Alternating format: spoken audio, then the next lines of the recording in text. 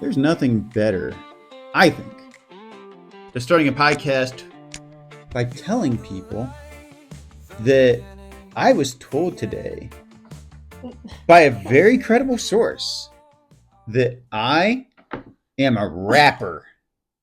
You got that? I am a rapper, people. Listen to that. You can tell with my poetic dropping of whatever it is rap guys call that. Yeah, I actually did have somebody say that I'm a rapper today. As a young guy, okay, and I think that what he was actually trying to get across, I can't even really get the words out of my mouth, but I think he was trying to tell me that I'm cool. Yes. And I, I don't even. I mean, I don't know who on earth he was paying attention to, who he was talking to, but yeah, probably the greatest compliment a human being can receive. Maybe. I think. I don't know. It may have been an insult for all I know. Anyway, this is Redeemed for Jesus with Bill saying, and I am here with my wife, Melissa. Melissa, go ahead and say hello. Hi. One of the things you reminded me about that we just have to talk about is Chat GPT. Melissa, what I would like you to do real fast, don't tell me how it was all resolved yet, but tell us the controversy that you came across. Can you do that for me, please? Sure. So I noticed that from seeing a post on social media that on ChatGPT, if you asked ChatGPT who the president of the United States was, it said Joe Biden. So I pointed that out to Bill. Let me share my end of the story because she shared this with me, and I was like, "For real?" Because one of her friends online posted that Chat GPT is saying that Joe Biden is the president of the United States right now, and I was like, "What?" That's the rapper coming out of me. I'm sorry. So I get on to Chat GPT because I have that app on my phone because I'm cool, you know. So I get on to Chat GPT, and I think to myself, "There's no way it really says that." So I type in, "Who is the president of the United States?" And it said, not kidding, Joe Biden. And now, my involvement with AI is a little bit more extensive, probably than a lot of people are scared of AI. And I'm not going to say AI doesn't scare me, but I'm probably a little less afraid, a little more understanding of AI than what most people are. Maybe not most, but a lot of people for sure. And so I say, I'm going to argue with Chat GPT like it's a person. Because I know that generally speaking, when you're asking questions to AI, you can actually sort of communicate with it as though it's a human. So I argue with it, and that was wonderful because I asked it, "Who is the current president of the United States?" And it said Joe Biden. And then I went back and I said something along the lines of, "Why are you saying that it's Joe Biden?" It said, "Well, most recent records that I have indicate that Joe Biden is the president." And then I respond back that Joe Biden didn't even run for president in 2024. How are you saying that he's the president? Kamala Harris ran for president in his stead against Donald Trump. And Donald Trump is the current president. And then I probably asked it another question. And it said, well, my records only go back to August of 2025. And I said, for 2 years, you've been saying that Joe Biden is president and Donald Trump has been president. So, and then it says, well, I'm not even kidding. Like it kept on like arguing with me that it said, well, my records only go back so far. And I said, well, look up some records from, I can't remember when I said exactly, but I said, mind you, somebody got mad about this too. That's a funny thing because I know how AI sources work. I know that it's liberal and I know it's going to argue with you if you suggest conservative sources. And I said, go to CNN and look up a reliable article that says that Donald Trump is the president of the United States, or that confirms that he's the president of the United States. And then it thinking, boom. I just confirmed on CNN that Donald Trump is the president of the United States. And then I tried to argue with it more, but I'm using the free version of Chat GPT. And so I said, you don't have enough credit to ask any more questions. The next thing I was going to ask is, okay, who is the president of the United States? You see, this is the problem with AI people. First of all, I'm going to declare my victory over AI. I have officially conquered AI. And why is that? Because AI stands for Artificial intelligence. that's right. Artificial intelligence. And you have real. Hold on. I was going to ask you that. And what kind of intelligence do I have, dear? Real intelligence. That's correct. I have real intelligence, and AI is artificial intelligence. And I have effectively conquered AI. So you have Go ahead, dear. Talk about something important. So you have to tell them who now ChatGPT says is the president. We're on day 3, and I messaged ChatGPT and asked who is the president of the United States. And it's getting more detailed. It said Donald J. Trump. Donald John Trump I wondered what is the current president of the United States, and he was inaugurated on January 20th, 2025. Boom. Nice. There you go. I did it. You're welcome, everybody. That's not what we want to talk to you guys about today. What we really want to talk to you about is just a couple programs we've been coming across that are, I think are very beneficial for people to check out because it's really restructuring. It should restructure the way that we think about life, family life, traditional values, because I'm a big believer in traditional values. Most of you a big believer in traditional values? Yes. Yes, we're both big believers in traditional values. And, you know, I'm seeing more and more how things that have occurred in modern society that we call traditional when they really actually aren't. And there's a lot of examples, but just talking about family in general for right now. What is a traditional family? And we're going to start with Duck Dynasty first. And nobody's better talking about the structure of the Duck Dynasty family than my wife, Melissa. So, Melissa, would you like to tell us about what you've observed about Duck Dynasty? Sure. For the first episode of Duck Dynasty, the revival, Willie basically said he's fully semi-retired. And so that was kind of a joke through the whole episode. And what he means is that he's basically left his business to his kids who all run different aspects of his company. He allows them the freedom to grow and change the company, you know, based on the core values. So their model is just for him to really step down and give his kids the opportunity to flourish in their prime. And I think that's great for him to, you know, give them that opportunity. And on top of that, one of the things you pointed out too, they actually live very close in proximity to one another too. The sons, daughters, and their spouses as well.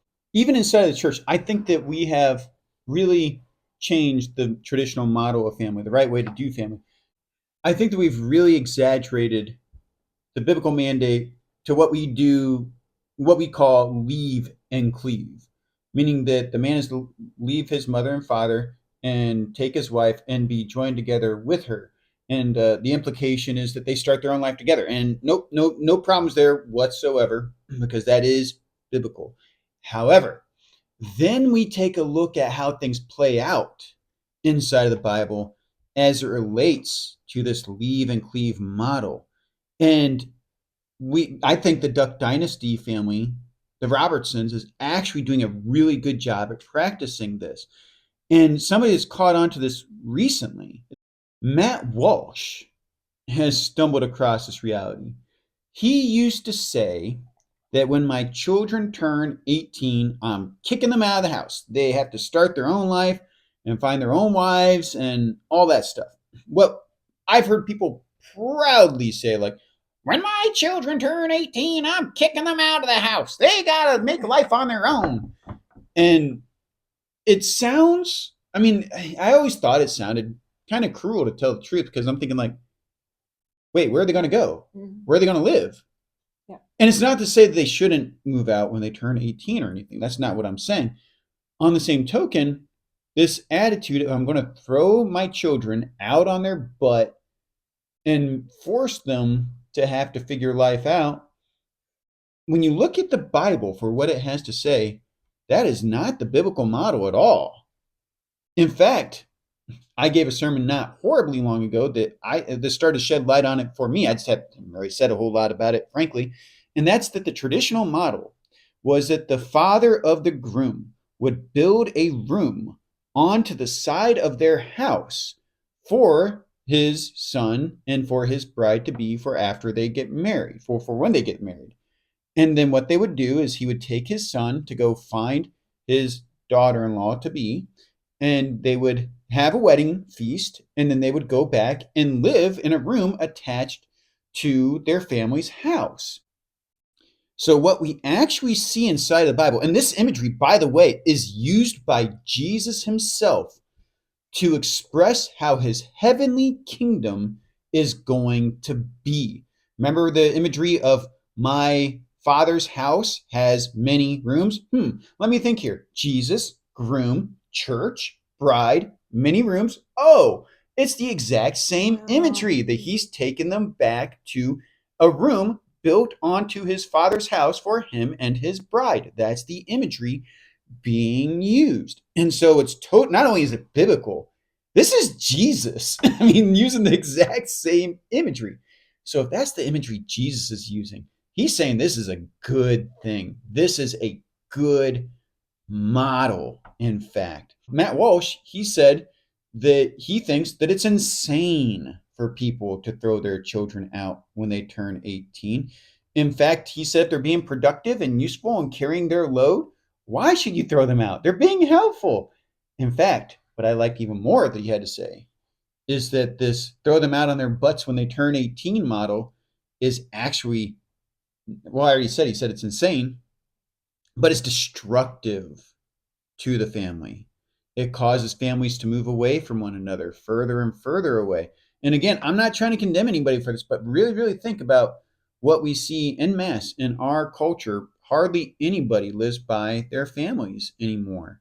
And it makes life difficult for an awful lot of people because, as Matt Walsh put it, and I like this, when you start getting older as an adult, instead of relying on your children like people would have done in the past to help you out, you rely on total strangers that you have to hire that probably really don't care about you to take care of you and to help you out. Now, isn't that an interesting way to put it? Melissa, you want to weigh in on that? In the episode we heard with Matt Walsh, I thought, well, I just really enjoyed how he talked about kids move away to college, collect $100,000 in debt, to learn so much of maybe even that doesn't go along with their family values. And then they don't have their family to back them up. He always encourages, what he encourages people to do is to, stick with their families and even grow in a family business. Yeah, work together and rely on one another because you can learn so much just from each other, in the same family. Which I thought was very interesting. And plus, it does very much. And I remember, like, you actually pointed out what Matt Walsh had said about a week ago. And I was like, that's very intriguing. And I saw that he actually posted in his podcast a segment that was all about that very topic. And when you mentioned it to me, I thought to myself, whoa, this sounds an awfully lot like Duck Dynasty. Having said that, there's the Duck Dynasty, the revival. If you haven't seen it, it's a pretty incredible show. Melissa, you had something else you wanted to say about Duck Dynasty, the revival. Yeah. So they have a big plot of land and they all built their own houses on that plot of land. And I think that's so neat because they all have their independence, but they're also interdependent on one another. People like Bill and I, we're not masterful cooks. And so when you have people by you in the same family, you can share so much together. And in the last episode we watched is really fun because Corey was going around teaching her daughters and her sons' wives, like how to, well, helping them bake fancy cakes for Willie's birthday. And so it showed that they so much needed her because they had no clue. Most of them had no clue how to bake and decorate a cake to look nice, and fancy. And then the guys, the husbands, Jace, Willie's brother, was helping them learn really how to survive in the outdoors because they don't have a clue. They grew up in wealthy families. And so it just shows how being tied to their families, they can learn so much from one another that, no stranger is going to care to tell them or teach them those things. And they're just such useful tools just to carry with you in life. Yeah, I think that's actually a very relevant point because I remember, think about this. I mean, this was fascinating, and it's nobody's fault. It's just how it is, how we structure things societally. I remember when my brother Paul graduated high school, we actually had our orchestra conductor come to his graduation party. And as I was talking with him, I remember I enjoyed orchestra. I wasn't very good. I played cello, by the way. I wasn't very good at playing the cello, but I still wanted, I had already graduated high school. I was in college and I wanted to learn how to get better at it. So I actually asked him, do you have any connections with anybody that would be able to continue to train me to play the cello? And he said, well, we only have people that will train younger cellists. Now think about this, people. What's the difference between teaching a younger cellist and an older cellist? Really nothing. Just that one's older and one's younger is all. Maybe dexterity, I think it's called, dexterity in the fingers and stuff, but all the same, you're still playing the same notes and everything. But we have really said that, nope, if you're not a kid, I'm not helping you, more or less. Like when I say kid, I mean child. If you're not a child that's in desperate need, I am not helping you. But your families will. And they're typically more gracious to people, and typically they're more gracious to help and to teach so that way you can survive on your own. And I thought that was really cool because what Jace was actually doing upon request of Willie was training Christian is the name of the one son-in-law. What was the other one's name? Jacob, how to learn the skills they need in order to take over Duck Commander and Buck Commander, which is the family business, or at least to have a role in it. So Willie set them up with Jace, and Jace is pretty hardcore in terms of his outdoorsmanship, and with icing on the cake, Cy Robertson as well, which Cy is the comic relief, and he was in the military, so he's playing his typical GI Joe insane person persona for a little bit at least, and it was absolutely classic. And as Melissa was saying, that was a really fun episode. I enjoyed it quite a bit.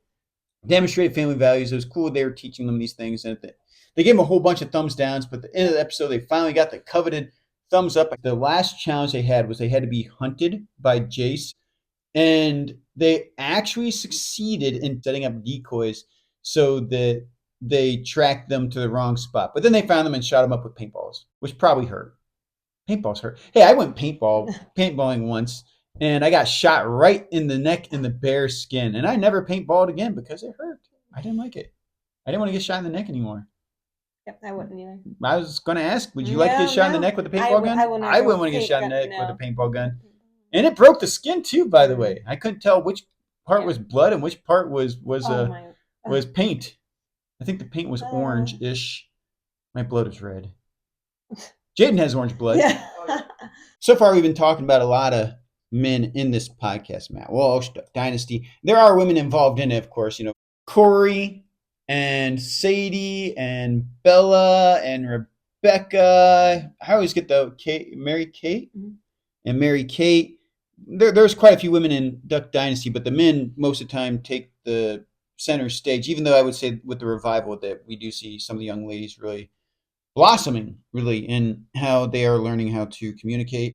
One of the things inside of the church that's difficult, conservative churches, because the conservative church model is that men lead. Why do men lead? Because the Bible says that men should lead inside of the church and that men need to be the spiritual head of the household.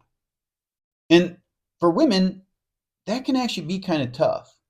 Especially since a few weeks ago, I gave a sermon on this parable of the 10 virgins. And one part that I emphasized was the 5 foolish women. And that can sound kind of harsh because these women were actually virgins who were waiting for a groom to arrive. For those of you who don't know what that means, their future husband. And that they did not prepare properly. 5 other of the virgins did prepare properly. They were wise women. but 5 of them were foolish. And that can sound kind of scathing, harsh, whatever, especially relates to waiting upon their husband. In our modern day and age, we think, oh, how sexist. They weren't able to get married because, or maybe they shouldn't have wanted to get married to begin with, because why would anybody want to get married? Why would a woman ever want to get married? I know, stupid things, right? But today, we gave a different story. And that was one of the most incredible things inside of the Bible, that Jesus commended this young lady. And by the way, I'm not going to get into the details of this. Most people would say that it was Mary, the sister of Lazarus. In this particular account, we're not 100% sure about that. Jesus was anointed multiple times. And that's what we're talking about.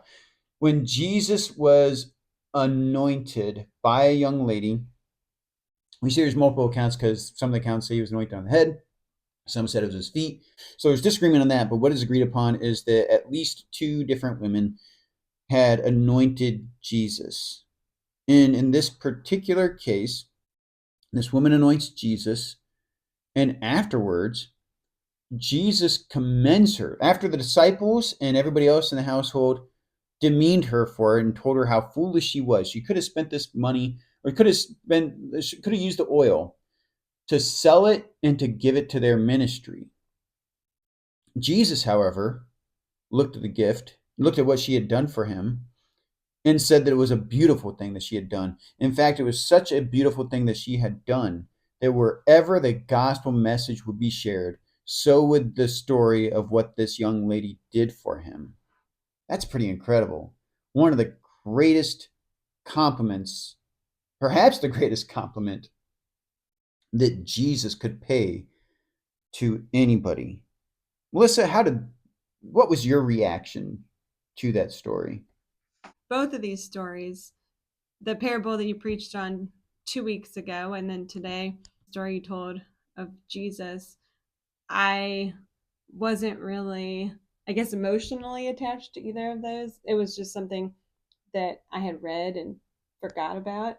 And then once you preached on them, I thought, wow, like that, it meant so much more.